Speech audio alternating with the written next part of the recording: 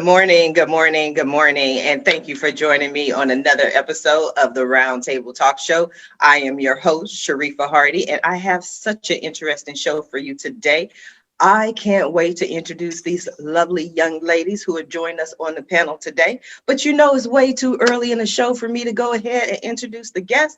What are we doing right now? We know what we're doing, what we always do at the start of every show, and that is to go find someone to watch the show with us. I don't know who that is. Maybe grandma needs to watch the show, granddaddy, your husband, your son, whoever it is. Maybe it's the neighbor across the street watering his lawn. He needs this information that we're sharing with you today. So I invite you to go ahead and share the show, text someone, tweet someone, inbox someone, and let them know the Roundtable Talk Show is live, because friends don't let friends miss out on the Roundtable Talk Show.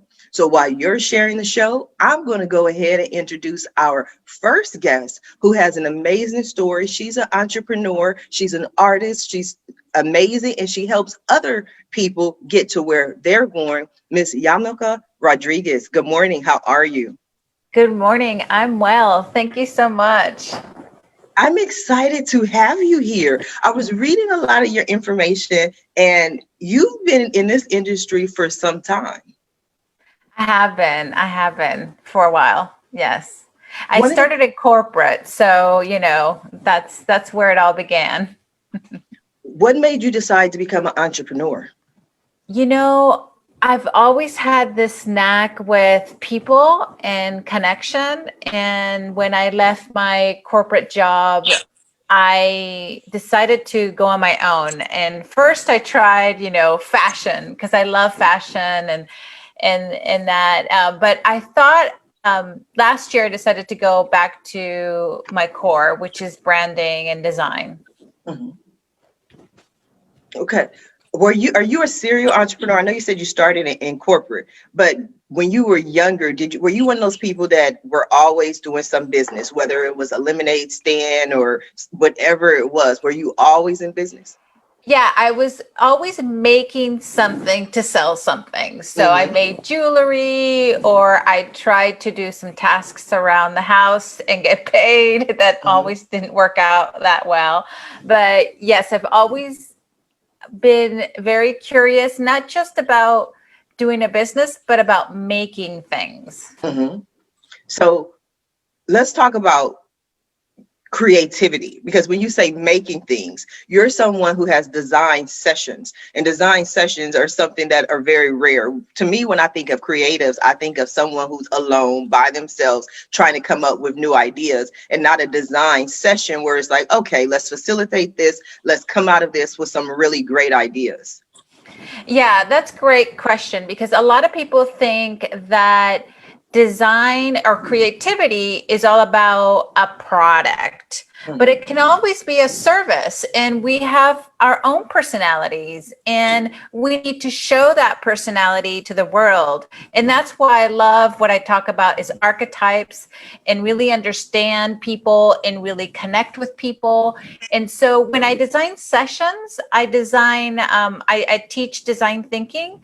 And what that is basically creative problem solving. So you're problem solving out of the box with different ideas, with different perspectives. And then you're reframing the question, because a lot of times actually we don't ask the right question, or we don't have the right framework or the right problem to solve for. So Mhm. really understanding the problem is really number one. And then we do different exercises to really get to prototyping. And prototyping really helps us see what we're making. And prototyping doesn't mean you have to have like a physical thing, but you prototype an idea. Mhm. So if it's a social media idea, you can prototype that. So you Mhm. look at it and you have people get input on the idea, because I think that's one of the most important things. We have these ideas in our head, and then we don't ask people about our ideas. Mhm. And I think that's where we probably don't get the right business out there, or don't have the right perspective. I like that idea, but one of the things that I always talk about or think about is I built my first website in 1994. And back in 1994, people said that I was lazy because I wanted to work at home. I had my daughter. I wanted to be a stay-at-home mom. I didn't want to miss my kids' first words, first steps, or anything like that. And so I decided, and I knew the internet was the only way for me to work at home or to work and be a stay-at-home mom and have some income. So it wasn't about how much money I made. It was about the fact that I didn't leave the house. And in people's mindsets, if you don't go out the house or you don't work a 9-to-5 job, then you're just lazy, you know. So sometimes the reason I bring that up is sometimes it's difficult for us to go to other people with our ideas and our dreams and our passions, because the people who love us the most are the people who want to protect us from the world. And sometimes they can, kill our dreams. And you're right in that sense. And I think you were so early, like you did this way before its time, right? Right. And so you have a vision, you have this visionary thinking. And so what we try to do in even reframing, there's no wrong answers, there's no bad ideas, right? Every idea is a good idea. And everybody's creative, not just designers. Everybody is. So really bringing that out in people, and the perspective of your idea is not to kill your idea, but is to make it better. So when you get feedback from people, it's to either persevere like you did, like just make it happen, or it's about seeing it from somebody else's perspective and then reframing it. I like that. That makes more sense. Now I'm going to come back to you, but I want to go ahead and introduce our next guest, because we were talking about our dreams and our visions and our passion. And sometimes we do things for ourselves, and we always have to do it for ourselves for a certain extent. But being a mother, I do a lot of what I do for my children as well. And our next guest is an author, an entrepreneur. She's changing the world, but she's also the mother of 6. I want to go ahead and introduce Ms. Jazzlynn Oneal. Good morning. How are you? Good morning. I am good. How are you? I am excited to actually see you and meet you. We've been talking, we've been chatting, we've been commenting, we've been posting, we've been sharing, and I want you to share your incredible story with the world. So please go ahead and introduce yourself. Tell us a little bit about what you have going on. Okay. Well, my name is Jazzlynn Oneal. As you mentioned, I am a mother of 6, but I actually have 8 in the house today. So when you're doing an interview, you have to find a quiet spot and hide somewhere. So I had to go and try to find a little piece of the house and hide to go ahead and conduct this today. I have recently just wrote a book. It's called How to Live Life After Death.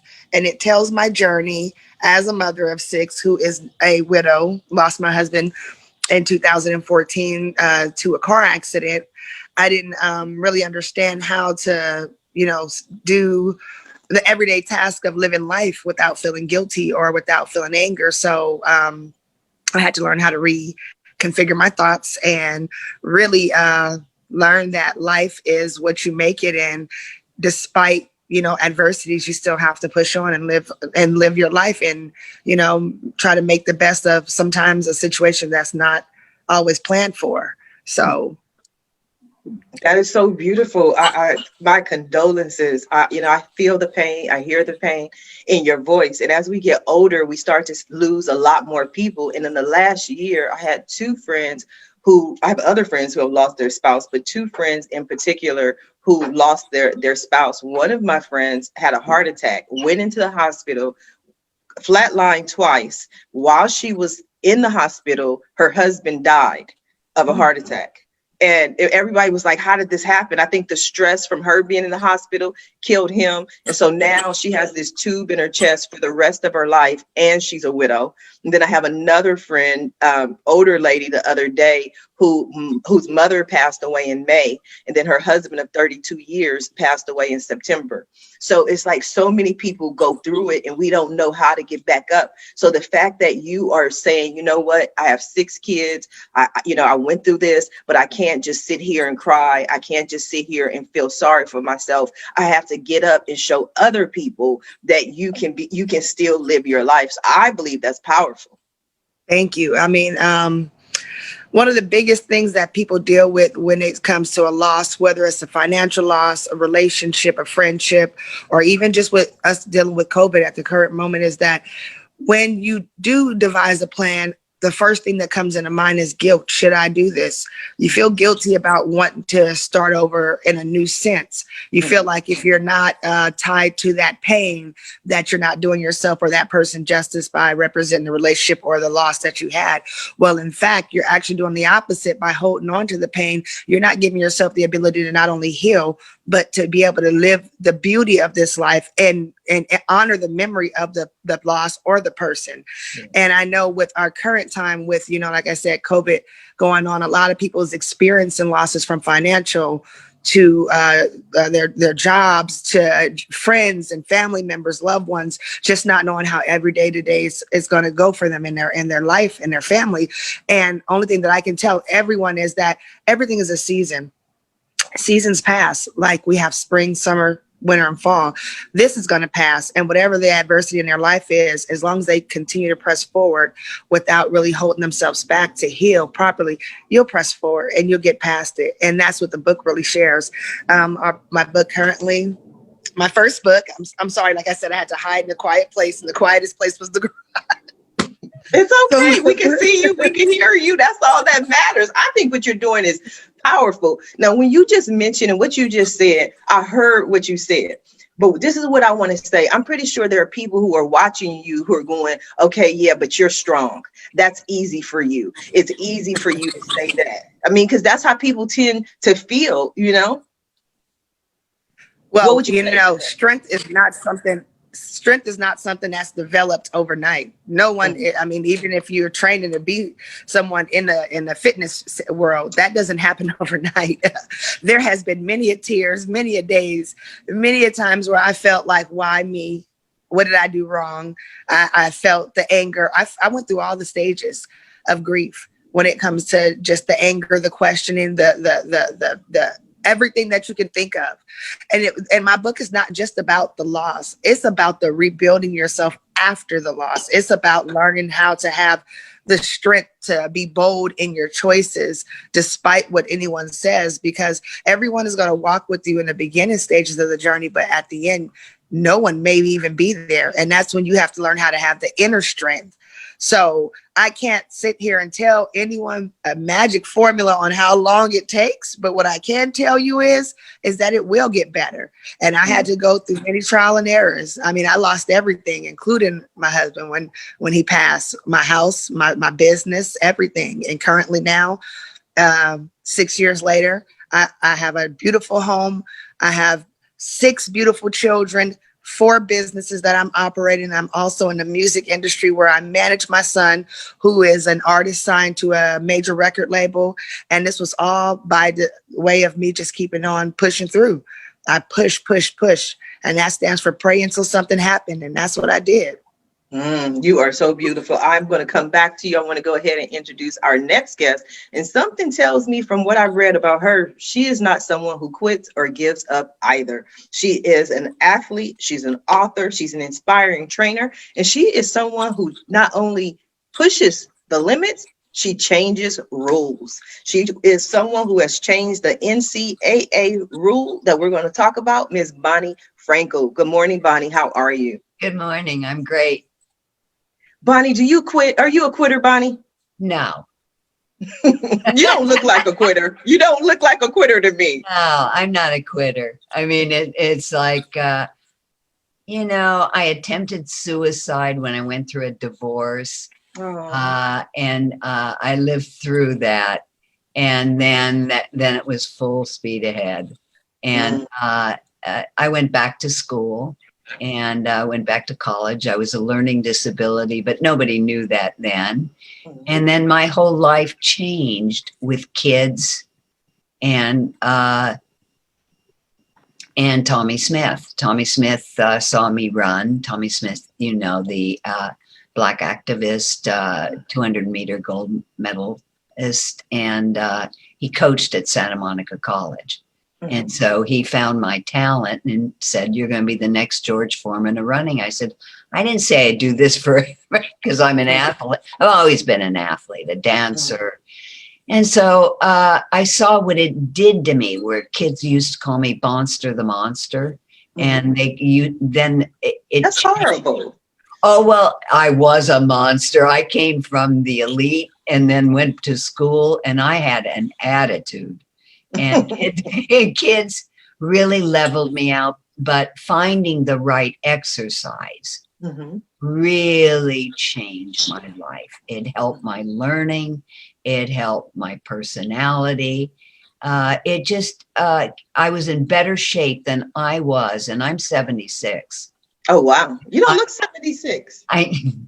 Well, I never look a lot, but I mean, I don't have that kind of time or the want, but I love what I do. So I still train to qualify for the Olympic trials with John Carlos, which was Tommy's friend, who put up his hand for Black Power as well. He won the bronze. And at 60. And people would ask me, you want to know about the NCAA. When I saw how much running did for me, I transferred from Santa Monica College and then went to Loyola Marymount University. And when I was going to run with the cross country team, they said my time clock ran out. And I said, what? Because I was in my 40s, late 40s. And so I decided to fight it because it denied women a choice to go to a Division I college and not be able to compete.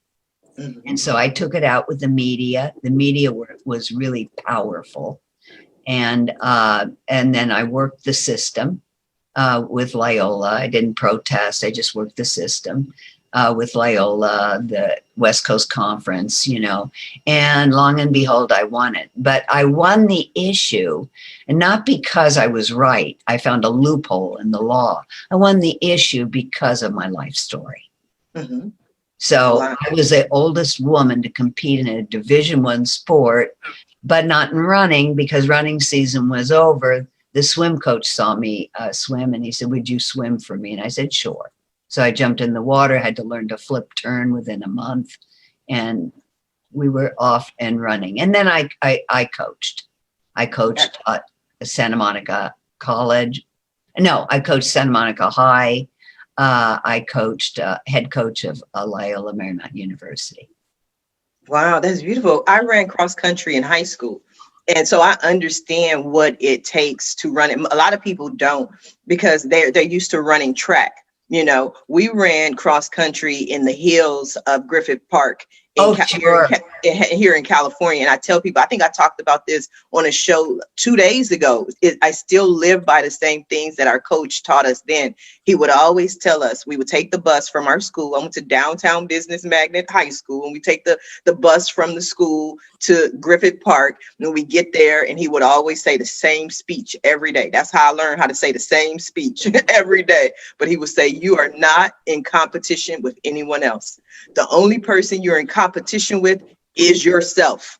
But the bus leaves at 3. That's what he always tells us. The bus leaves at 3. So we had to get up there, get up that mountain, make things happen. We wasn't worried about anything else, but we didn't want to walk back to school. That was our focus. So I am going to come back to you. I want to go ahead and introduce our very next guest, the beautiful Miss Joy Jones. She is the founder of DC Retro Jumpers, a double Dutch team that served as cultural ambassadors to Russia in 2018. And she has her books, Tambourine Moon, as well as a kids pick up the list by the American Booksellers Association. Good morning, Joy. How are you? Hello. I might be in the wrong group of panelists. These are some phenomenal women here.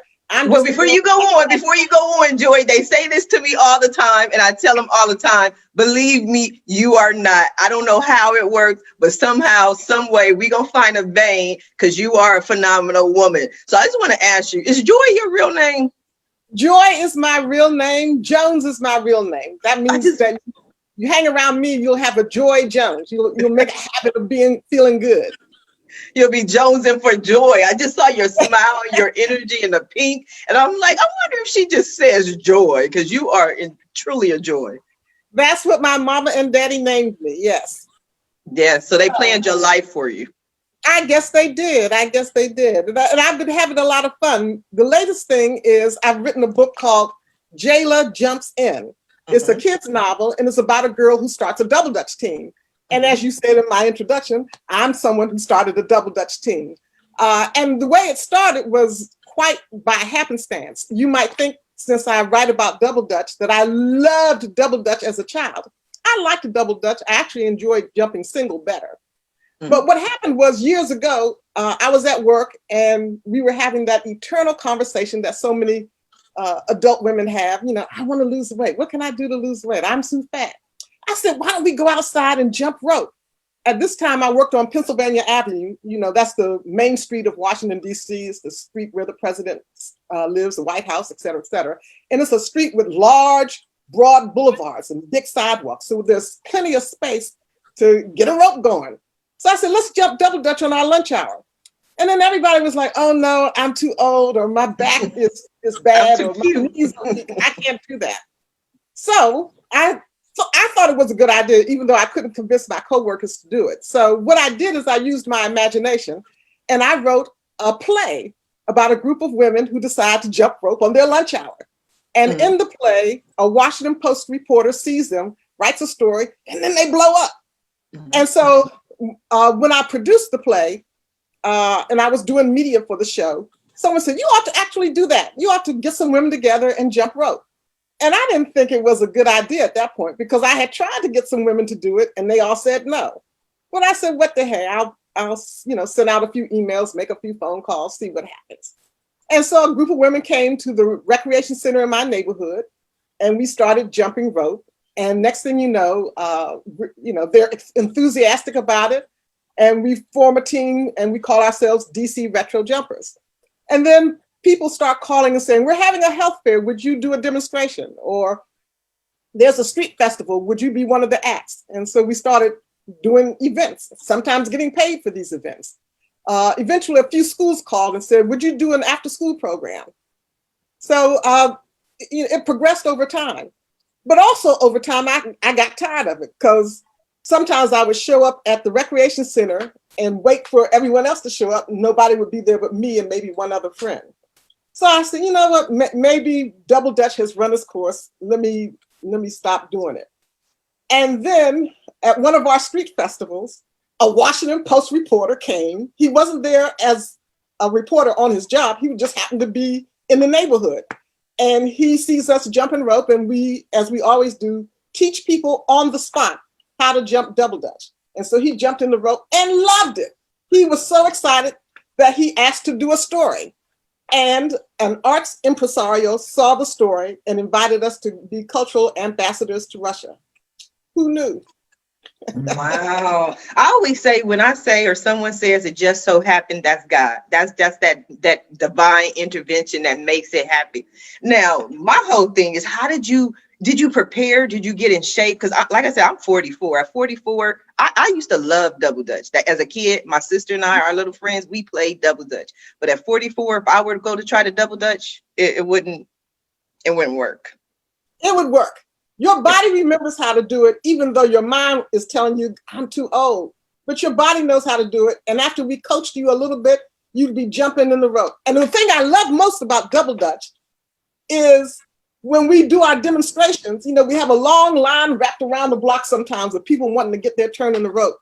And a lot of times the person is like, I used to jump, but I don't think I remember. Or I'm a man. Is it okay for a man to jump rope? Or I never even learned. Is it too late for me to learn at this advanced age? And we encourage them, we urge them, they do what we say, they jump in the rope, and then everybody's applauding. The cameras come out and people are taking pictures. People say, oh, I can't wait to show my kids that I did this, because they want to show them the video. We put it on our Instagram account, and so the whole world gets to see you.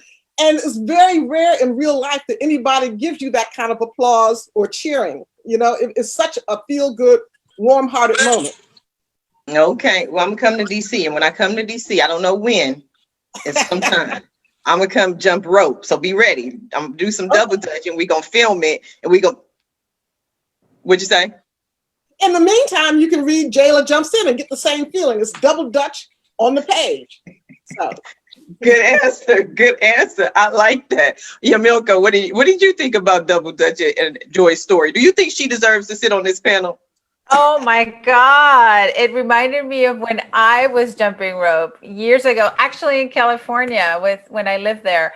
So it was so much fun. And now I want to do it again. Thank you for bringing that back. Yay! Bonnie, how about you? Oh, I think it's great. I haven't heard double dutch forever, and I see people jumping rope around my complex, and I think it's phenomenal because it's like a dance, and it's got a rhythm to it, and you're getting off your feet, but not. You can go high, low. It's kind of like similar. It reminds me a little bit of people that like to jump on a trampoline. Mm-hmm. Oh yeah. Yeah, because you can do so many things because I was a gymnastic as well. I did gymnastics, but I think it's what a creative idea, and to get seniors, older people involved. Kids naturally do it.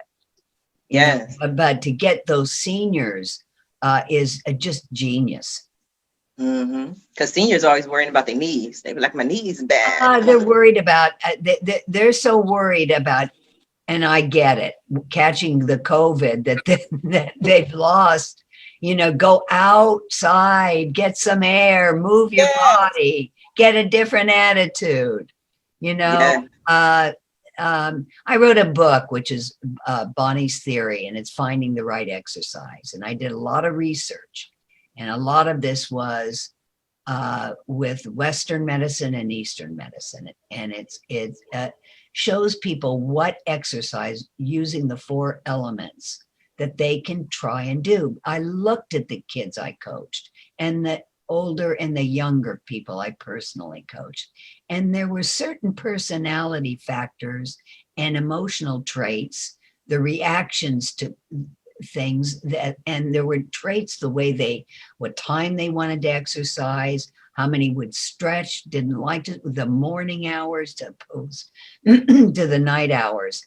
And sure enough, when I would coach Loyola, I would think to myself, this kid doesn't belong running. She got a scholarship. How did a coach not see that? So it worked. I mean, the kid finally gave up the scholarship. She went to swimming, which is what I saw, and cross-trained with running.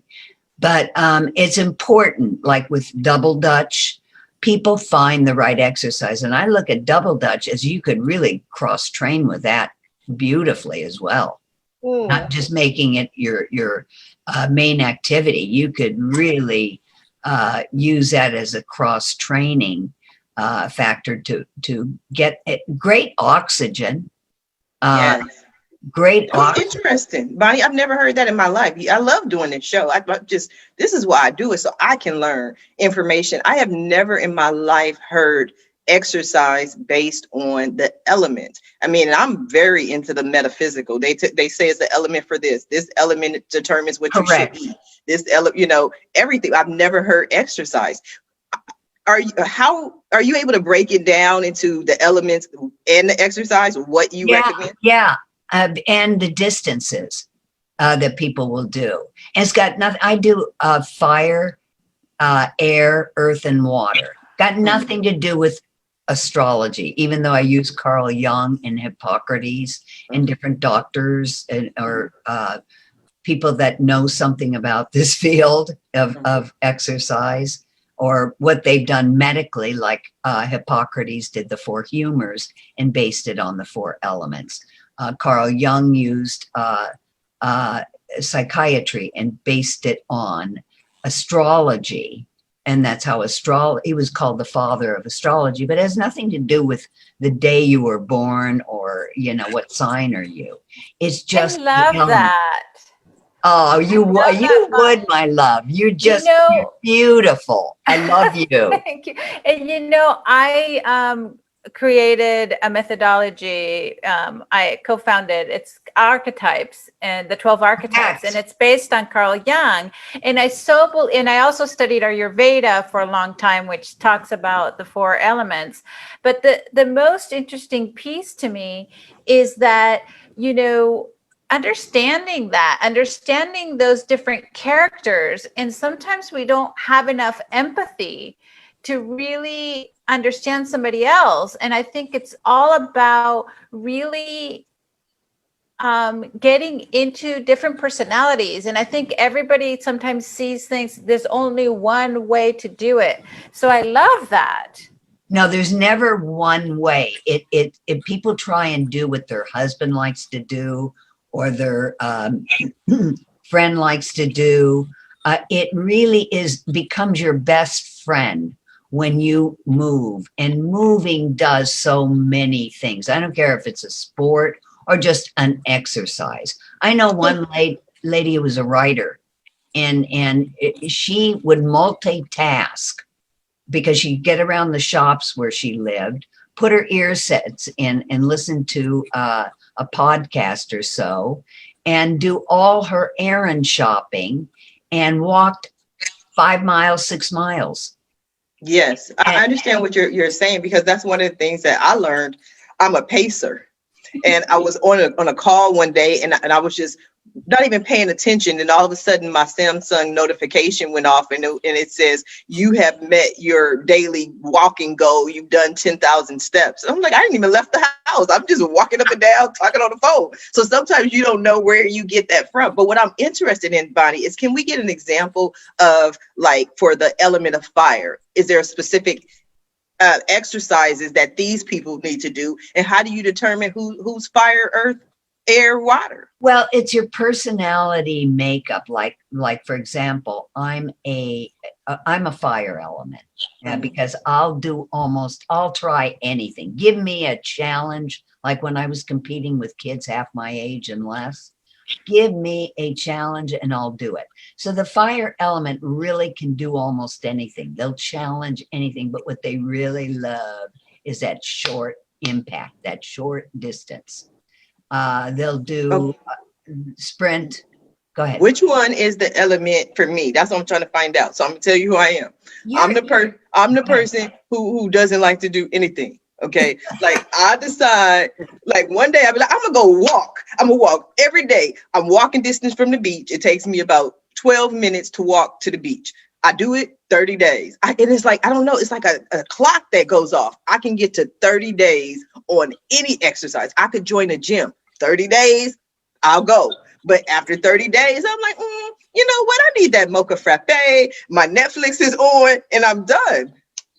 Yeah, but you have a schedule. I would almost think that you're an air element. Okay. Because they walk and like to do things as well while they walk, or they can just walk. They kind of like middle distance, which is not the sprinting kind. They're not sprinters. It's like they're morning people. Look at your show. I mean, look at the difference. Okay, I'm definitely an air, because whenever people come on, it's so funny. It's so funny. At 7:45 in the morning, all the West Coast people come on and just hate me. They're like, Sharifa, why are we up? I'm like, oh, you're the West Coast, huh? Because the East Coast people are like, hey, how you doing? I'm on my second cup of coffee. I'm like, okay. So, that's an air element. But I see a lot of, you want your mocha frappuccino, but you're not lazy. Thank you. Can I jump in here for a minute? Jump on in there, Joy. Because I don't think you should call it a workout. Our slogan with the Double Dutch team is, not everybody likes to exercise, but everybody likes to play. And movement, but it is a play. How we play. Yeah. Double Dutch is what kids did to play. And so when I reintroduce it to grown folks, it reignites that childhood feeling of playing, as opposed to, I have to show up at the gym. The coach says I have to run these laps or swim these laps. So, think of it as playing. Don't think of it as working out. Yeah, but Yes, but what I like with you, Joy, and your energy is that you just have a lot of fun. When you were talking about the Washington Post reporter who came in and he double dutch, he did that not just because people were out there doing double dutch or doing exercise. He did that because you guys were having fun. You had a whole process that you set up with the videos and the, encouraging people. And like you said, just the encouragement, the clapping when they're doing it. So it became an experience. That's one of the things, because I'm one of those people, and I'm very humble, but people will tell me, like, Sharifa, you always have an amazing turnout.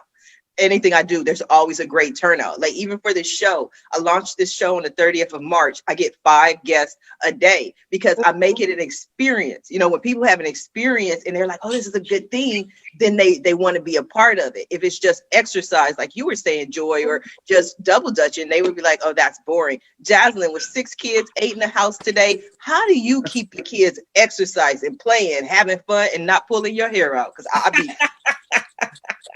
So my youngest, they are in gymnastics. I have 3 that are in basketball, 1 who's in post-grad in Pennsylvania that plays basketball. So an athletic family is really what my kids are. Me, on the other hand, I am not a morning person. I do not like to exercise because I'm so busy with doing everyday tasks. I feel like I reach my maximum point of exercise when it comes to all the things I do. When you have a 6-year-old and a 4-year-old, that's exercise in itself, with just a division of toys and breaking up fights and who wants what and who's having a meltdown over a sippy cup. So to and running after them. Yeah, to carve out time for exercise is something that I really haven't ever been able to manage. But my kids, on the other hand, they are super athletic. So I kind of think it keeps me in a fit of running up and down from the car keys to the grocery store, being a chauffeur and some other things for them. And I think that's where I kind of draw from my exercise. But as far as morning person, I can honestly say the West Coast morning side of me is not. It's not for me. Don't be mad at me, Jasmine. Don't be mad. Don't hate me. Don't hate me, girl. No. Between going to sleep at 4 o'clock and we have Zoom calls going on for school, this is every day. It's just, I wish I had a little more pep like Joy. So when because Joy gives me life when I hear her talk. I'm like, okay, Jazz, put on the lipstick and throw on the shoes and try to go run up and down this mountain somewhere. But exercise is really divine for someone who is just trying to have an outlet as well. Because when I do try to get involved, it's more or less for an outlet experience to, just relieve some of that everyday buildup that I got going on. Yes, absolutely. I want to go over to Yamilca real quick. You talked about your archetypes and you said that there were a set amount. Can you talk a little bit about those and how we can determine? Yeah, so I use the archetypes to really help you with your brand. So archetypes can be used for many different things. As you can see, Bonnie uses it for exercising. I love that. But archetype, I use it for branding because it makes it easier for you to show up. And so what we say is not only how do you show up within the 12 archetypes. For example, I'm a lover, so I'm very passionate and very indulgent, and I love beautiful things. And so that's how I show up. I also have magician, and magicians, their motto is where there's a will, there's a way. I make things happen, I don't care if it's hard. I just, I persevere, and I see a lot of women here do as well. So we make it super simple for people to really stay on brand. And also the beautiful thing about it is that your opposite archetype, and I'm going to start a whole new marketing plan on LinkedIn next week around opposites, is your super fan. And so you ascend to that super fan as well. So instead of, a lot of people say, so what's your ideal target? I don't know. Who's your ideal client and who's your avatar? This makes it super simple to know who it is because it's your opposite. These are the people who love you, who are attracted to you. So go ahead. Could you name the different archetypes? Yeah. So on the belonging axis, we have the caregiver, the girl next door or the good guy. And we also have the lover. So those are the belonging. On the opposite, which is independence, we have the hero, we have the innocent, and we have the explorer. And then on the stability side, we have the sage, right? The ruler and the creator. And remember, we talked about creators aren't always the artists. They're also structured. So these are people who are very creative, but in a structured way. And then on the opposite of that, we have dynamic. And that's magician. We have outlaw. And we have the gesture, which I'm sure you have a lot of that, Joy. So what do I have a lot of? Let's get back to me. This is the Roundtable Talk Show with Sharifa Hardy. I have a test online that you have to go to. I knew you were going to do that. No, I want you to guess. I'll do the two questions. I want you to guess. I will guess on you, but there's only 2 questions when you do it. So it doesn't have 50,000 questions and try to figure it out and blah, blah, blah. But I think you are a magician. Okay, I'm going to take the test. For some reason, I feel like you persevere and you have a vision and you know where you're going. The celebrity archetype is Oprah. So Oprah is definitely a magician. So if you feel kind of that connection, that I really feel that for you. Okay, I'm gonna go take the 2 questions. Me. My turn. You, Jazzlynn, I think you're a hero. I wanted to be a hero. Because you're very independent. And you're independent and you make things happen, but you also want to achieve something. Like achievement is important to you. So this is what I get from the small conversation that we've had. I'm going to have to go ahead and find Eureka after this call. Okay, because now we got to do Bonnie. What's Bonnie? So Bonnie, I think you have...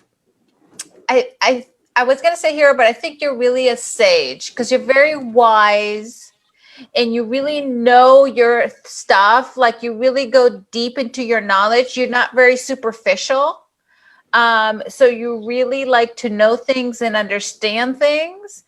And maybe that's why you've taught in so many universities and things like that. So I'm thinking you're more of a sage.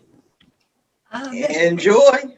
Joy's definitely a gesture. I mean, look at her. She's so dynamic. She talks and she wants things to be fun, experiential, and entertaining. And that's the gesture. Make work fun. What you think, Joy? I'm a magician. Ooh! Well, we are a magician. Where there's a will, there's a way. But you're still on the dynamic side, right? You're still on that, very dynamic area. What you think, Bonnie? I think that all of us are, I think she's pretty right about me. Definitely. I love the way she's wired. And in answer to Joy about a workout and having fun, when you're doing the right exercise, you're having fun. I mean, we just think about, I talk workout because being a world-class runner, that's what we refer to. But I love the way Joy talks about, we're just having fun. But that's what when you're doing the right exercise, you're having fun, or you wouldn't go back to it. That's why I don't go back to it. I was going to say, that's why maybe I don't go back because I don't know which one is the right one for me. Well, I love, Bonnie, when you said fire. I think of fire because I like small spurts. I don't like to exercise for an hour. That is way too long. But like 20 minutes is like, get crazy for 20 minutes. I'm all for that. Yeah, you're very quick. You get it. And you want to move on. That's your you just want to try different things. And I love that about you. And I love your symbolism. because life is all about symbol. And I like the way you're very bright, Oh, well, thank you. extremely. You're a leader. The fire element doesn't really want to take to, they want to lead. They want to be the first to do something only because they want the adventure and the challenge, and they're geared that way. They're wired that way. And in my book, I have fun questions. They're not, I hate questions, but if people, they're fun questions about what they would do in a situation, but they're not. It's not a long questionnaire. But all I know is that when you find your element, it'll give you different exercises that you can do. And not only that, it's not just the looking good, it's wires your brain, like you say, the depth of the sage. It wires you so that you are more open, changes your personality to a degree, because you are getting H2O in your system. And even with this COVID, I mean, you've got to get the mask off somewhere. Yes, that's the thing for me. Everybody's doing all this exercise, and I'm like, I can't even breathe in this mask. No, So we have to change it. So Yamilca's fire. Apparently, I'm air. Okay, so what about Joy and Jazzlynn?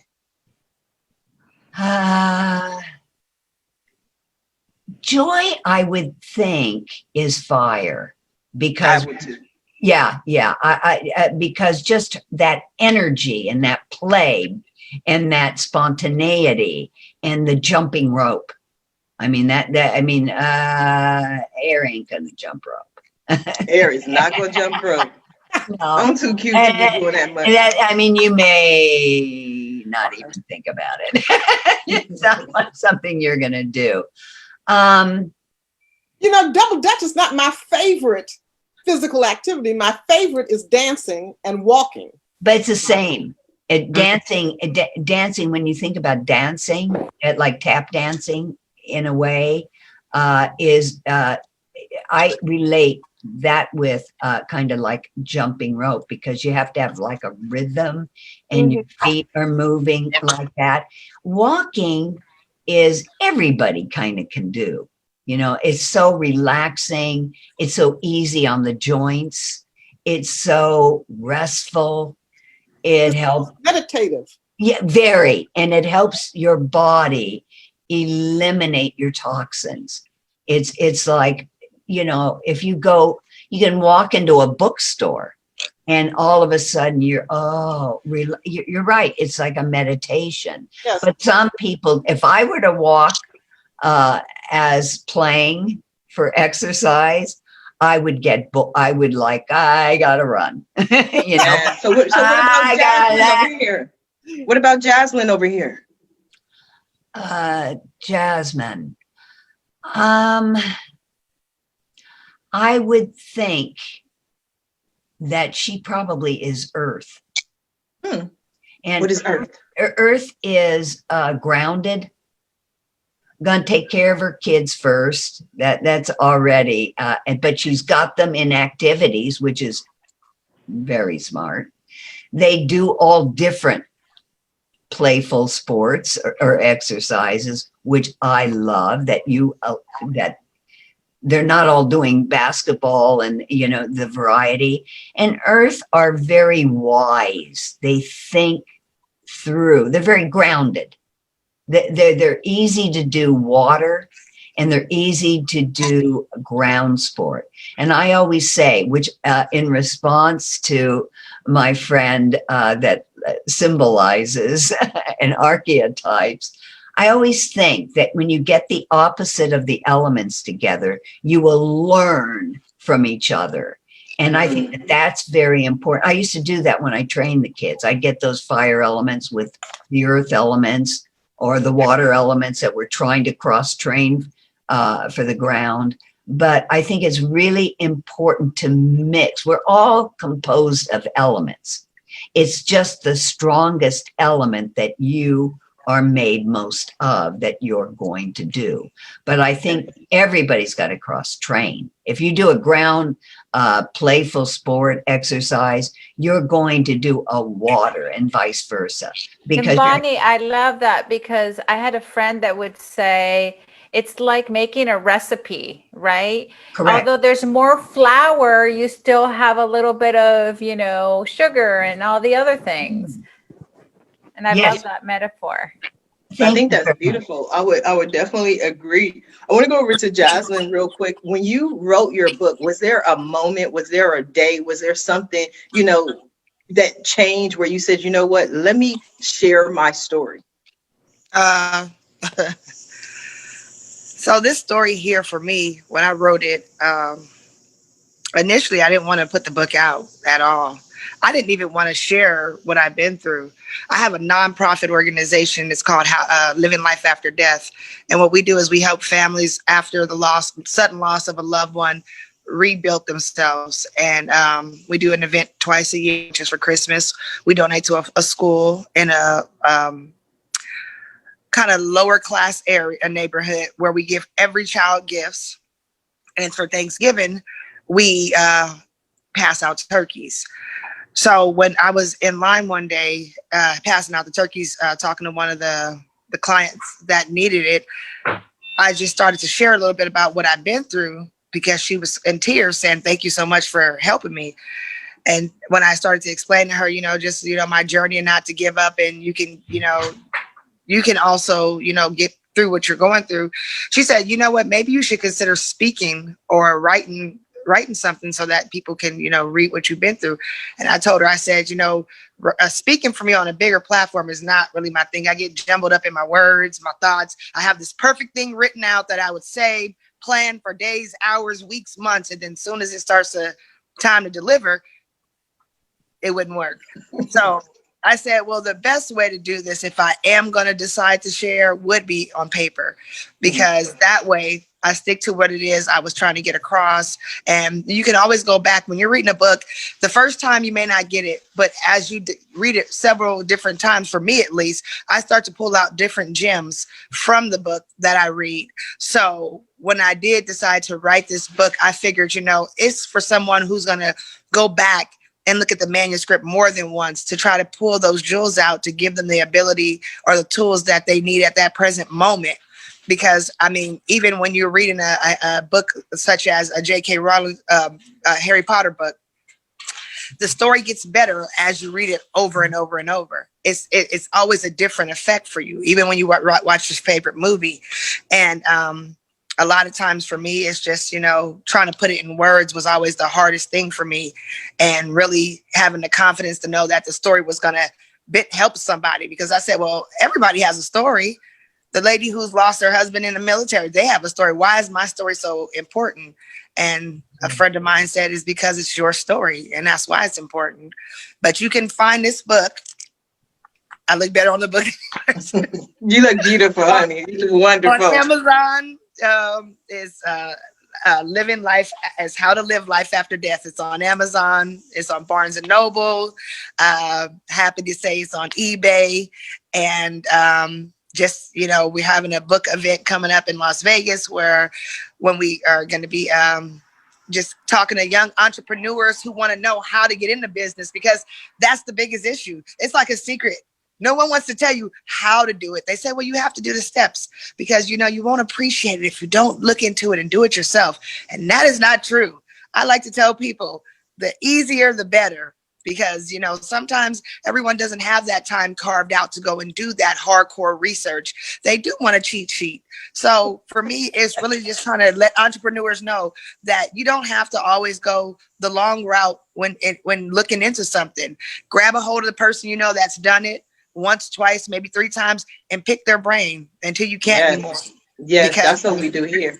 That's what I do. I pick all the experts' brains. Every day I learn something else. I have a good friend of mine, known her since I was a kid, Tashika Morgan. She just released her book in October.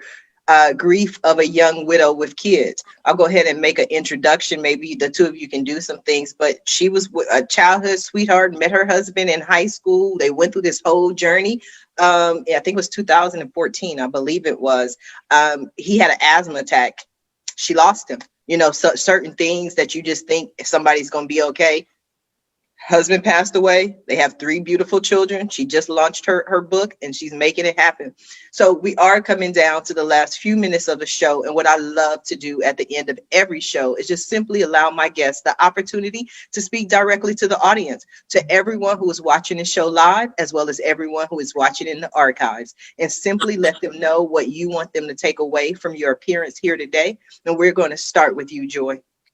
Wonderful. Well, I'm inviting people to read Jayla Jumps In, especially if you have a kid. I'm sure they would enjoy it. I want you to buy the book, but I would also like to give my viewers a free gift today. If you go to my website, you can download my e-booklet, Not Everyone Likes to Exercise, but Everyone Likes to Play. You go to www.joyjonesonline, go to the freebies section, look for the e-booklet, Not Everyone Likes to Exercise, but Everyone Likes to Play. And you have to enter the code 248 #795. I can put it in the chat so you can get it, but it's 248 #795, and that's at joyjonesonline.com. Yes. So what I would recommend is when we finish the show, go to Facebook, the Roundtable Talk Show page. If you want to drop the code in the comments or drop a link to where they can pick up the book with the comments, that way they can utilize the code. Bonnie, what do you have for us? God, I was lost in what she was saying with playing and exercise. You have a tremendous amount of great ladies. Thank you. It's overwhelming. I'm more interested. Okay. What would I tell people to take away? I think your health is your wealth, and it's a movement that people don't, that they ignore. When you're healthy, you're wealthy. And I would suggest picking up Bonnie's theory, finding the right exercise, because the story of my story and the different elements of Fast Read book has wonderful quotes like Maya Angelou, Steve Carell, Minions. It's a great short read, and finding the right exercise, you will play and you will have a BFF. You will not only stay in shape physically, but mostly emotionally, mentally, and spiritually. Amen. Yes, pull it all together. Jazzlynn, what do you have for us? Gosh, I got stuck with what Bonnie was saying just now. I don't know what's going to happen when I ask Yamilca, because we may still be on what Joy was saying.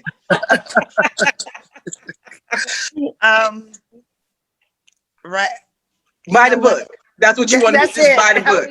Whatever it is you're trying to accomplish in this world, whether it's writing a book, whether it's starting a business, whether it's just getting in shape like Joy, Bonnie, and everyone else is saying, do it. Nothing is nothing like now. I mean, I put off a lot of different things in my life to where I feel like had I just went ahead and went for it, then maybe I would have had a different outcome. So my thoughts of on ending everything is to just do it. Like Nike said, just do it. Just do Just it. do it. Just do it. You ready, Hero. Yamilca? That's a hero. That's a hero. So I will say, where there's a will, there's a way. And if you want, I think it's important to understand who you are. So work on that, work on who you are as a person. And then you will magnetically attract your ideal client. And if you want to know more about the archetypes, go to www.brandarchetype.co. I know people like .com, but I couldn't get it, so it's .co. .co. Fantastic. I want to thank you, ladies, all for being a guest on today's episode of the Roundtable Talk Show. We brought it together. We had a great time. We learned, we laughed. I know I definitely learned something. I also want to thank everyone who tuned in to watch this show live, as well as everyone who is watching it in the archives. Just because you didn't catch the live show doesn't mean you're not important, and it doesn't mean that we don't still need your support, because we do. Please go ahead and share the show, visit our guests, follow them on social media, go to their websites, pick up your copy of How to Live Life After Death and all of the books here today from our authors. Support our authors, send them a message, follow them on social media. And when you reach out to them, please let them know Sharifa Hardy says hi. And if you're interested in more ways that I can help your business, or maybe you want to pick up your tickets to my New Year, New You 2-day teleconference, which is December 29th and 30th, or maybe you want to be a guest on the Roundtable Talk Show, please visit my website at asksharifa.com. Until tomorrow morning at 8 a.m. Pacific time, everyone have a safe and a blessed day. Bye now.